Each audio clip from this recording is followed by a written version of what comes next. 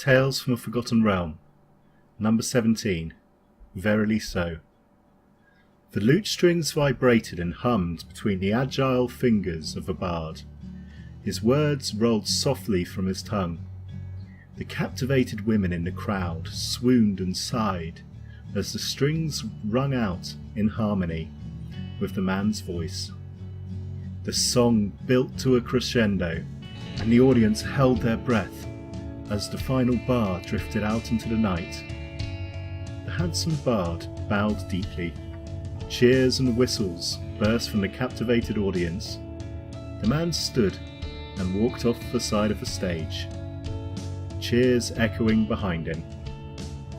He looked to a painted poster that was pinned on the wall backstage. It read, "Verily Johnson, Bard Supreme," and had his face painted, surrounded by hearts. He lay his lute down in the corner and sighed deeply. His hands gripped at the poster and tore it down from the wall. He chucked it in a small bin and rested his hand on the door to the bar. "Come on, Verily. Go time, go time. Put your face on." He clenched his fist against the door and pushed it open. He walked out into the light, to cheers of his adoring fans, with a fake smile worn on his face.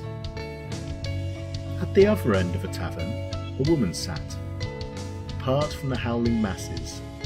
She sat in a deep, dark corner, and her mind whispered deep, dark secrets.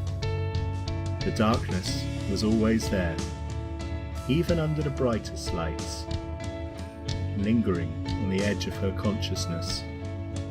She liked to listen to music like tonight. It helped quiet the voices.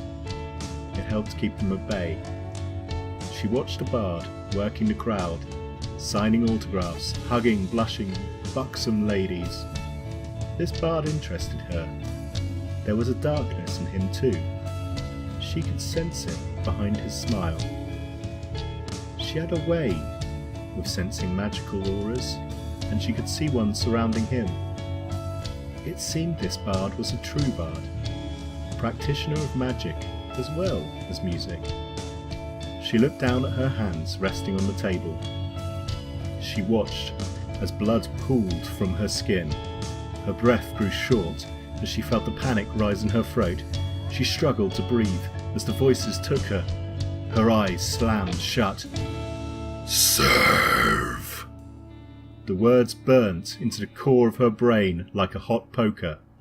She balled her hands into fists and opened her eyes. The blood was gone from her shaking hands, replaced by beads of sweat. The fits were getting more regular. She needed help. Maybe this bard could help her. She waited until the fever of the audience had calmed down, and watched as the musician slipped out of a back door from the tavern. She pulled her hood up and ducked out after him. The cold night air hit her as she stepped out into an alley.